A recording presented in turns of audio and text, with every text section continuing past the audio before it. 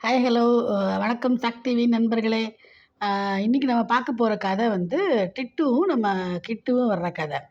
2 பேரும் தோட்டத்தில ஜாலியா பந்து விளையாடிட்டு இருந்தாங்களாம்.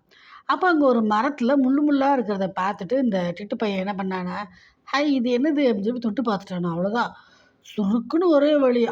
அப்படின்னு அலறுனானாம். "ஏய் மரமே எதுக்கு இப்படி நீ வந்து வச்சுக்கிட்டு இருக்க? இது என்னது இது? இப்படி என்னை குத்திருச்சே!" அப்படின்னோனே, "ஐயோ! சாரிப்பா அதுக்கு உனக்கு வலிக்குதா? அதுதான்ப்பா முள்ளு. என்னோட பாதுகாப்புக்காக இயற்கை குடுத்த இது வரம்ப்பா அது" அப்படின்னு. "என்னது பாதுகாப்பா?" "ஆமா. சில மிருகங்கள் வந்து இலைகள சாப்பிட்ரும். சில மிருகங்கள் பழங்கள சாப்பிட்ரும். சில மனுஷங்க வந்து பழங்கள பறிச்சுருவாங்க.